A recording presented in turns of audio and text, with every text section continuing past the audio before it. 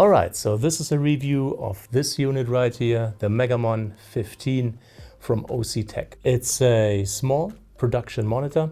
Now me personally, I love this form factor right here because me specifically, I was looking for a production monitor to sit on my camera card to kind of make that the mobile hub for video monitoring. Now, there's basically three things I look at when deciding on getting or using gear. Number one is ease of use, and really ease of use even comes before quality, because my number one gripe as like a one-man band, or even on smaller sets with only one assistant where I have to still do a lot of jobs, is to have to worry about gear. In other words, I want it to be hassle-free. I want to set it up, adjust whatever I need to adjust, and then not worry about it at all. So to me, that is one of the hallmarks of great gear, that it's hassle-free. And this is pretty much hassle-free from my experience, having used it for about 6 to 8 weeks now on a couple of projects. Now, number two on that list obviously is quality. And in this case, in case of a monitor, the quality of the panel. Now, this is just an overview video. I'm gonna do more videos about this monitor where I'm gonna go into detail of a lot of the features and the quality aspects of this monitor. Just a couple of points here. It's a 1980 by 1200 IPS panel. It has a viewing angle of 178 degrees, so almost 180 degrees. Not that anybody ever would monitor from about here, but it is, or it speaks to the quality of the panel itself. It is a very good panel. It has the ability to show over 1 billion colors, which means it is 10-bit. It's HDR ready, and it is color calibratable, and it has 100% Rec 709, which is obviously what I'm looking for video production. Then number three, after ease of use and technical quality, is build quality. Now this is a pretty sturdy, tough plastic frame that the monitor has. On the back side, it is metal, aluminum, I guess. I'm going to show you the back side in a moment. Overall, very good build quality. Something that's also super cool, this Megamon 15, this one comes with a carry case that easily transitions into a sunhood. Now the panel is about 1000 nits, which is not the brightest panel out there. It's definitely okay for indoor viewing, no problem whatsoever. But for outdoor viewing, even if it's an overcast day, and for sure if the sun is out and hits the monitor or the display directly, use of the sunhood is definitely a good idea, because 1000 nits isn't that bright. It's such a great idea to turn the carry case into the sunhood and back, because basically the front and the back of the unit, once you turned the carry case into the sunhood, is still accessible. No problems with usability at all. Usually if it's not sitting on the camera card, but if it's sitting on like a C-stand outside, I would always keep the sunhood on, even if it's just to protect the unit. You can also get a plastic shield separately that you can attach via 4 screws on the front, so people don't touch the display, or if whatever is going on set is dangerous to the health of your display, this will really protect it. This also comes with 2 table stands, or 2 like legs, let's say, that you can slide in from the bottom, and that attach, both of them attached via screws. That takes a bit of time. Technically, it would stand just sliding the legs in on a flat surface. So if you wanted to place it on a table or whatnot, you could attach the legs, but with the legs attached, it doesn't fit into the carry case anymore. If they change that, that would be super cool. If you could keep the legs attached at all times, that would be pretty cool. Or if they just snapped in and out via some kind of plastic mechanism that would allow you to not have to use screws, which would make the whole putting the legs on and off faster. Now let's take a quick look at the front side. This is a 3.5mm headphone output.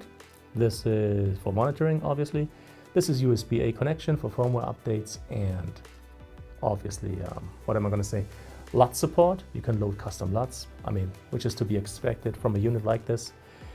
Then this is the button that lets you switch the source for the video. More on that when I show you the backside. 4 assignable function buttons, like for example, turning the LUT on and off. What else do we have? Markers, audio meters. Well, I'm not running audio into the camera right now. And blue, red, green only for calibration. Then this is menu navigation. Up, down, left, right. The button that gets you into the menu. More on the details of the menu in a dedicated feature-specific video. That's maybe the only thing that takes a bit of getting used to in the beginning. Menu navigation, especially if you're used to like click wheels or anything like that, is something that you have to get used to. Then here's the on and off button if you're running it off a V-mount like I'm doing right now. You can also run this unit off AC power, off grid power. And with that being said, maybe let's turn it around like this. Let's use this camera. So currently attached, oh, and before I forget, up here is a little handle that you can use to carry the unit, which might not seem like a big deal, but to me it is. It's perfect that it has that, even if the carry case isn't attached, which would also have a top handle. So if it's not attached, you have this one, and it's just easy to transport the unit. You're not running the risk of like putting thumbprints on the front of the display, or I don't know, having to carry it and running the risk of like knocking something on the back, because you could attach all kinds of accessories right here. There's a cheese plate, you can put another one right there and hook up, I don't know, video transmission, for example. Then this right here, these are the inputs. There's 2 SDI ins and 2 SDI outs and 1 HDMI in. And there is no cross conversion. So you can run HDMI in and splice the signal through to the SDI and run that to another monitor, for example. So no cross conversion. Then right here is where the battery plate sits. In this case, it's a V-mount battery plate and a V-mount battery is attached. This is power for the battery plate. You can get a V-mount battery plate, or you can get an AB mount RE standard battery plate. Then right here, that is a AC-DC connection, a grid connection with an on and off switch. If you're running it off the grid, you have to flip that switch so the unit is supplied with power, and then turn the power button or hit the power button on the front to turn the unit on. Right here, there's also another audio in and a connector 2.5mm for a remote control. More on that maybe in a future video. Then this right here is the adapter for regular C-stand pins. I think it's the 5/6 of an inch regular C-stand pins. Also, this is what I use mostly with my camera card, because it has the option to put those kinds of pin adapters at the corners. So that's usually where the monitor or the unit sits. And if I need to angle it, if I feel that's necessary, if there's somebody really tall, I'm usually using a combination of a grip pad and a spigot and put the monitor on that. Yeah, maybe since it catches the light right now. This is one of the cheese plates, 1/4 inch mounts on the top, 3/8 of an inch mounts in the middle, some more 1/4 inch mounts on the bottom. That's it as far as the details are concerned right now. Oh, there's a little speaker here.